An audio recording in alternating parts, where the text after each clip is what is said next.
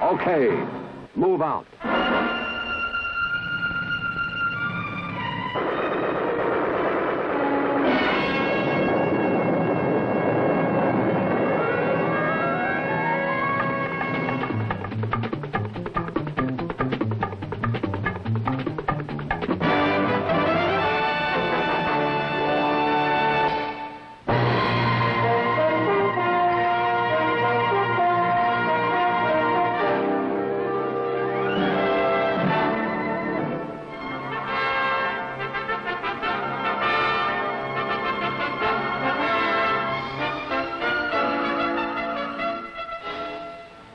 I'm Sergeant Major Woods, your host for this issue of The Big Picture.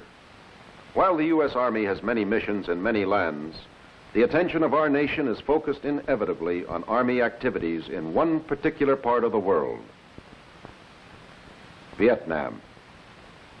During the past decade, the United States Army has been assigned increasing responsibilities here in pursuit of our government's commitment to the government of Free South Vietnam. On your Army reports today, we will show you some of the combat operations involving U.S. troops in Vietnam and present some close-ups of Army support activities in Saigon that are helping in the war effort. Our first story, a combat mission by the First Air Cavalry Division. Code name, Operation Washington Irving. In the coastal highlands of South Vietnam, men of the U.S. Army First Air Cavalry Division moved through the jungle in search of enemy forces. The monsoon season has come, and Operation Washington Irving is in full swing. Already, many Viet Cong prisoners have been taken. Now the search is on for 2 battalions of North Vietnamese regulars who are reported to be massing for an attack on one of our airstrips. Except for isolated sniper fire, no contact has been made yet. Only one village has been discovered along the way. Intelligence reports have identified this entire area as a possible Viet Cong stronghold, and the troops are on the alert for trouble. In a Vietnamese village, trouble has many hiding places, but so far, the only male discovered is a boy. He is questioned intensively by an interpreter who translates the boy's answers for the company commander. The women are also interrogated. VC often flee before the searching U.S. troops and return as soon as they think it is safe. Throughout the operation, contact is maintained with the command post, as hostile forces may have been spotted in the vicinity. At least for the present, the jungle around the troopers is quiet. They grasp the opportunity for a much-needed coffee break. The sound and sight of an approaching helicopter raises their spirits. With any luck, it may be bringing food, cigarettes, maybe even some dry clothing.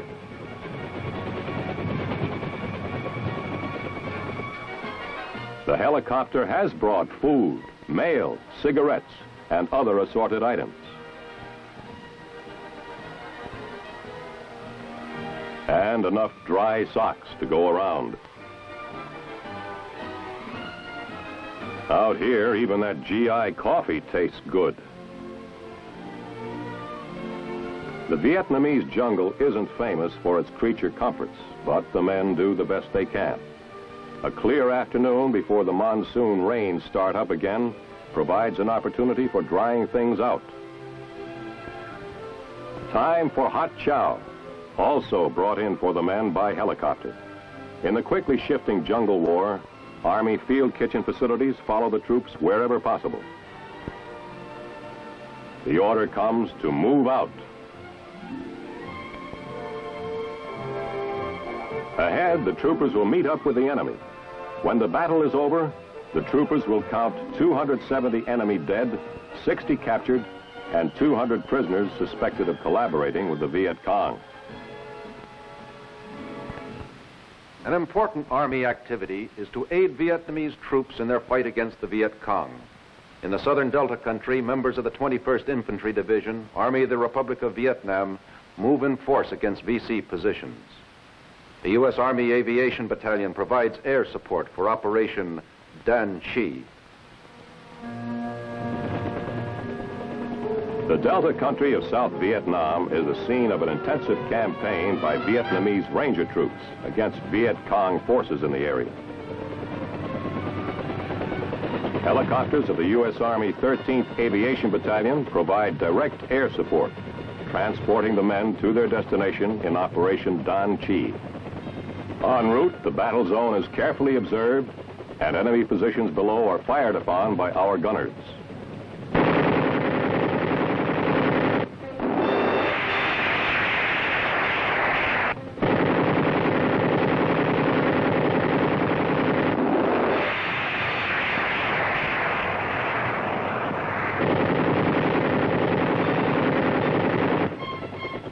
The Rangers are landed in a rice field near the forest, where the VC have strong concentrations of men and arms.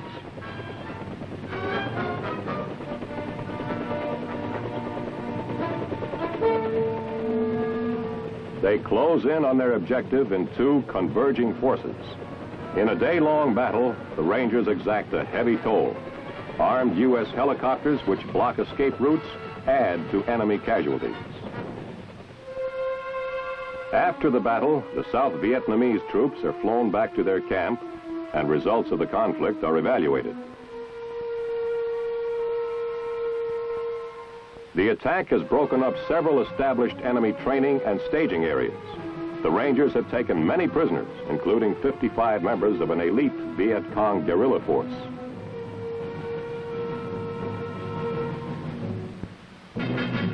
In addition to prisoners taken in battle, many Viet Cong defect to government troops. As a result of continuous pressure by South Vietnamese soldiers and U.S. forces, the number of defecting VC is steadily increasing.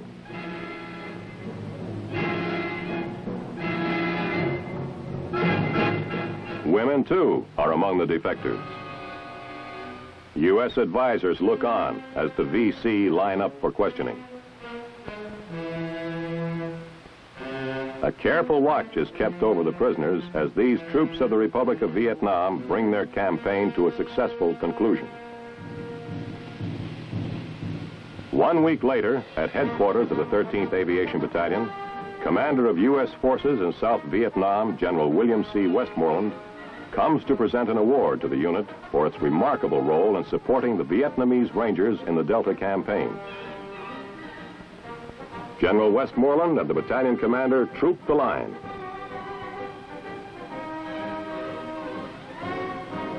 Already the most decorated American aviation battalion in Vietnam, the 13th receives a new streamer for the battalion flag.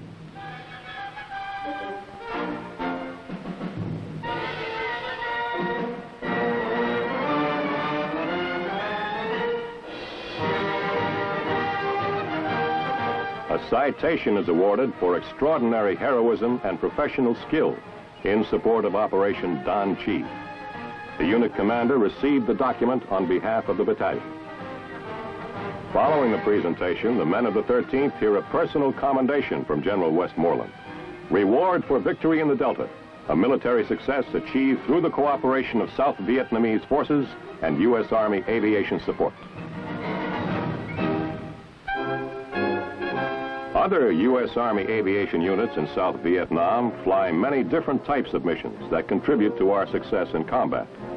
At this Army airstrip about 55 miles northwest of Saigon, a shipment of radio communications equipment is loaded aboard a helicopter for an unusual delivery. The shipment is bound for New Ba Den, the Black Virgin Mountain, site of a Special Forces radio relay station 3,200 feet above sea level. The summit where the American outpost is located is the highest point in the area, but visibility is often poor. Despite low-hanging clouds, helicopters are able to land to deliver the badly needed equipment. Except for our camp, the mountain is controlled by the Viet Cong, and all supplies and personnel must be brought in by airlift. Living here are approximately 100 Cambodians, including soldiers and their dependents. The soldiers provide a security force for the site under the direction of the U.S. Special Forces team. With the completion of the supply operation, the radio relay station is equipped to continue its important military communications assignment. Another key Army aviation activity in Vietnam is retrieving Army aircraft damaged or wrecked in military operations. A recovery team has been dispatched to the scene of this crash of a large cargo-carrying helicopter, a Chinook. All wreckage is to be returned to a maintenance area.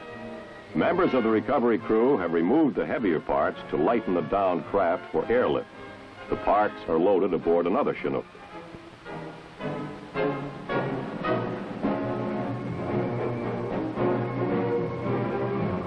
Components too large for loading are lifted from the wreckage and carried below the recovery aircraft by a heavy cargo sling suspended from a hydraulically operated hoist.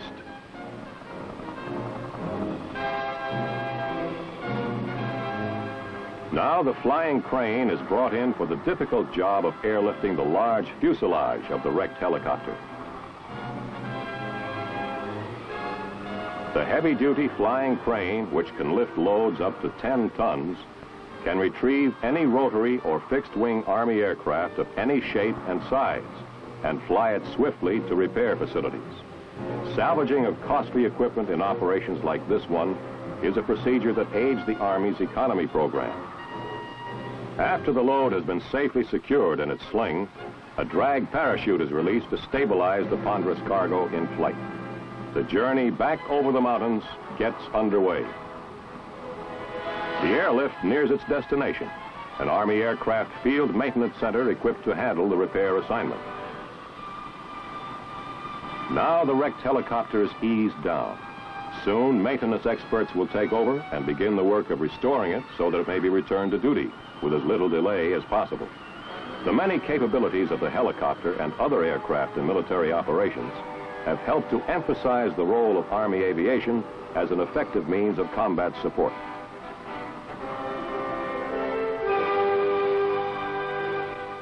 Wherever soldiers do battle, provision must be made for tending the wounded. In Vietnam, the Army nurse serves the combat soldier on many fronts. From the swamps and rice paddies of the Delta to the jungle regions of the Central Highlands. While Army nurses seldom make the headlines, they are all VIPs, very important persons, to the men who are in need of their help.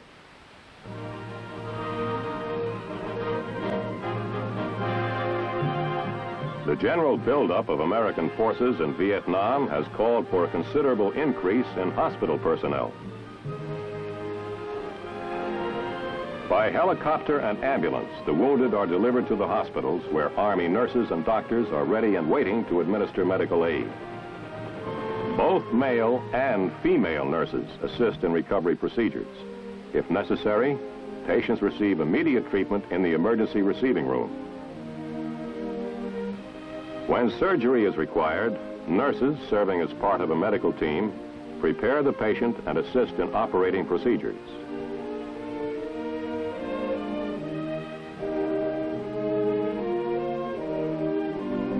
In the recovery room or in the ward, nursing duties range from routine bed care of the patient to medical treatment requiring specialized skills. During off-duty hours, many of the nurses are engaged in providing medical care in civic action programs. Another off-duty project is the buildup of this orphanage near Saigon. Here, nurses and doctors alike devote spare time to organizing various activities. Recently, they have helped repair and repaint the children's living quarters and provided medication and clothing. The staff of the orphanage stages an impromptu entertainment for the nurses and doctors. The children show their appreciation with a dance pantomime entitled The Funeral of a Mouse.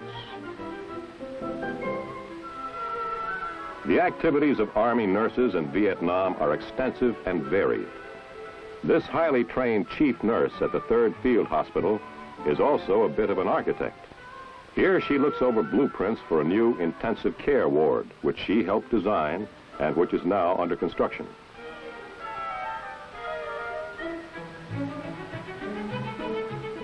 After long and arduous on-duty hours comes an opportunity to see a little of the town.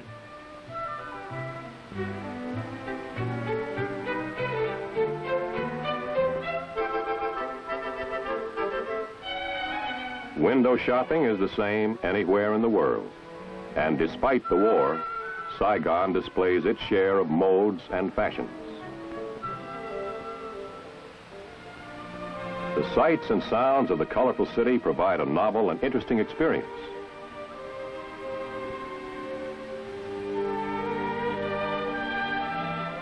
The architecture of many of the buildings reflects Vietnam's long association with Western culture.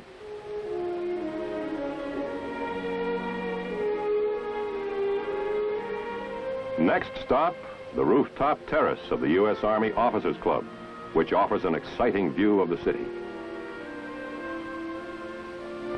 Pictures are taken for the folks back home as the girls who've had a busy day prepare to wind up their afternoon's excursion. Some of the girls may spend their afternoon at the Post Exchange Beauty Parlor, where Milady the nurse goes for the works.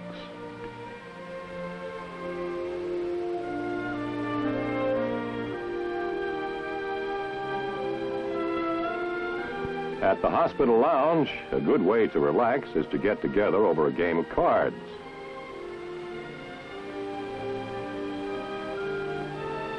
After the game, of course, there'll be a chance to catch up on the latest gossip. And what's an evening without at least one long session on the telephone? There are always letters to be written to friends and relatives back in the States. For the girl who likes to curl up with a good book, there are plenty available from the nearest Special Services Center. Even the U.S. Army goes along with romance, as this Army nurse is given time out for wedding bells. Before a group of well-wishing friends, the marriage takes place in the 3rd Field Hospital Chapel.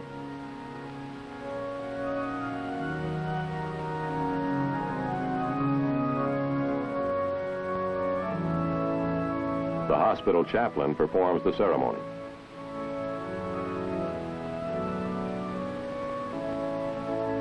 Both bride and groom are assigned to the hospital staff, which makes it an all-Army affair, with all the trimmings.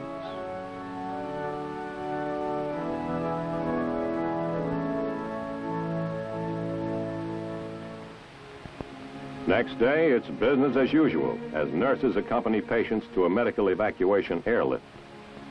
The men are put into ambulances for the trip to Ton Son Nhut Air Base outside Saigon for the journey back to the United States. The nurse rides with her patients in case she should be needed on the way.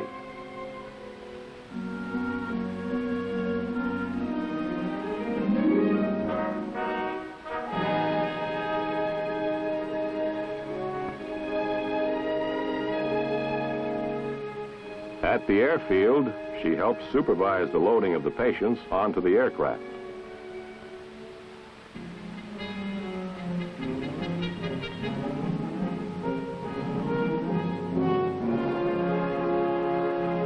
Patients and medical records are turned over to an Air Force flight nurse who will accompany the wounded men on their trip home.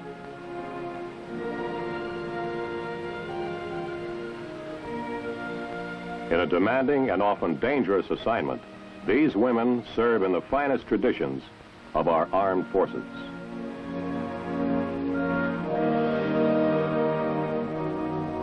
Vietnamese women play an important role in the battle for a free South Vietnam.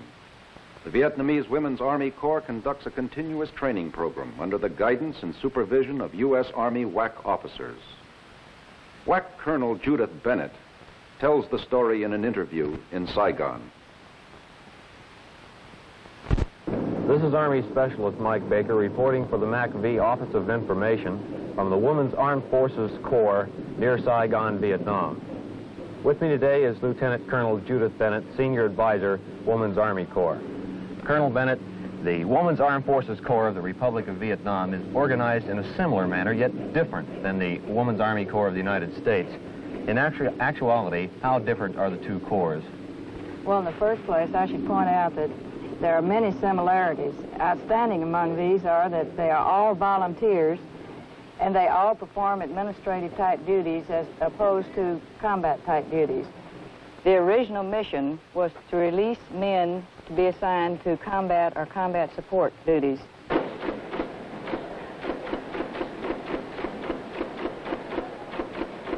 We have both basic training and officer training in country now.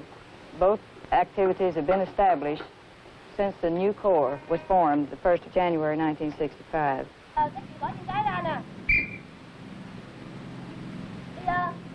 Tay, hai tay dang ra, ngửa lòng bàn tay lên trời. 2, 3, 4, 1, 1, 2, 3, 4, đứng lại. Đứng, hơi, từ quan tri khi nó mưa nhọc nhằn bao ngàn. 1, 2, xe không xài thì chưa ta tiếng nào ta tiếng lên cho bao nào. Chúng ta đi cho con ngày. 1, 2. In the past, we've had some difficulty in finding enough officers in the WIFC who had the English proficiency which was necessary for the school in the States. We do not anticipate that problem in the future since we do have a number of hours in English in our officer candidate class. My name is Irene Mason. My name is Irene Mason. Oh, yes, I know you. Oh, yes, I know you. Oh, yes, I know you. Oh, yes, I know you. Who is that over there? Who is that over there? The welfare workers are a rather unique area that the WAFSs work in. These women work with the dependents of the soldiers. The Vietnamese allow their dependents to go down to regimental level. And while the soldiers are out on operations, these WAFSs see that the dependents are taken care of.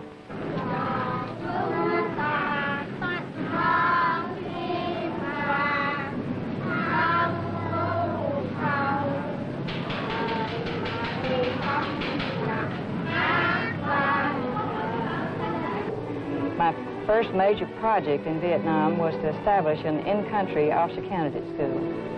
Chắc chắn là không. Thành ra cái yếu tố mà học viên đó cũng rất là quan trọng.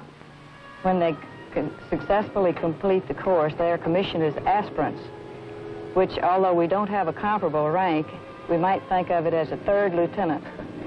Their next promotion would be to second lieutenant. Well, thank you very much, Colonel Bennett.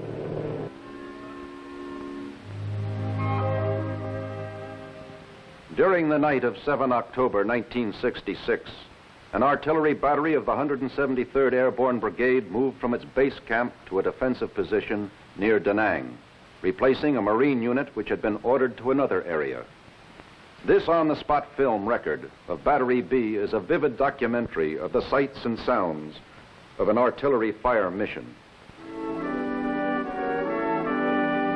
This is a U.S. artillery compound near the coastal city of Da Nang.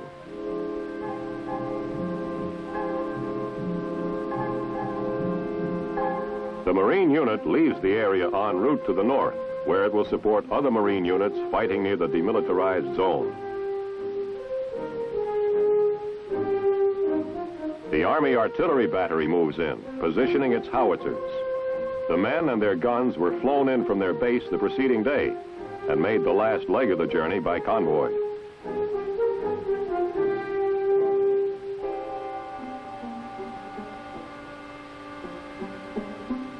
The job of readying the big guns for their mission begins immediately. Artillery components are quickly assembled by battery experts. The area is closed off with sandbags for protection of personnel and ammunition.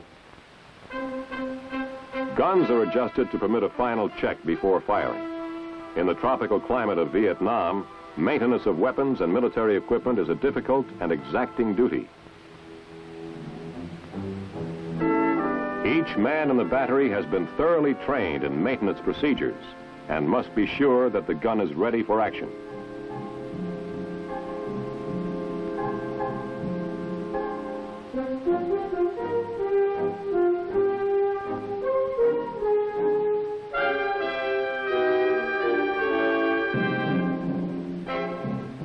Behind sandbag emplacements, the Fire Direction Control Center for the battery has been set up. Now, a call is received from a forward artillery observer giving information for the fire mission. Grid coordinates are recorded, along with other information given by the observer.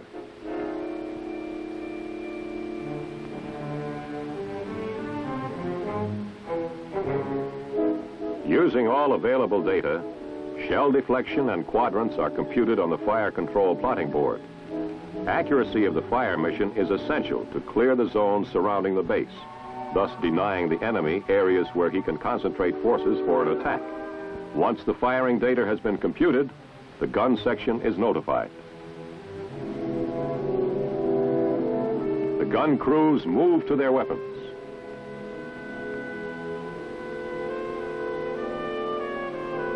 Howitzer shells are prepared for firing.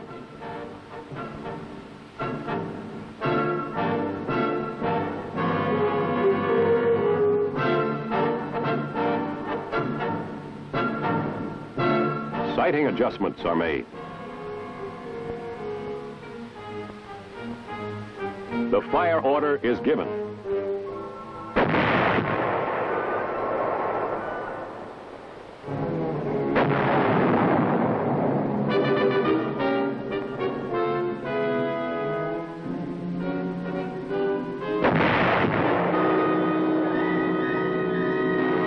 Reports are received that all enemy objectives have been hit. The fire mission is successful. It's all in a day's work for the men of Battery B, whose motto is, shells on target.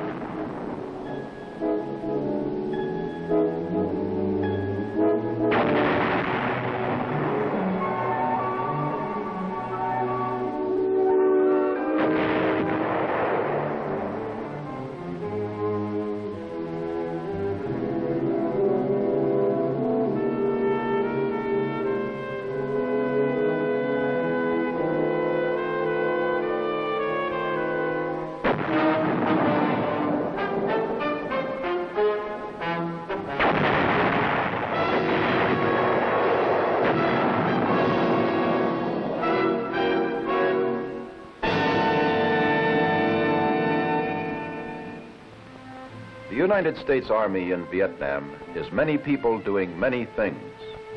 Whether it be direct combat against the aggressor, tactical support for Vietnamese military operations, nursing care for the wounded, guidance for the participation of women in the war effort, or morale-building activities, the goal is constant. The purpose determined that the people of South Vietnam shall remain free to decide their own destiny. This is Sergeant Major Woods bringing to a close this issue of your Army Reports.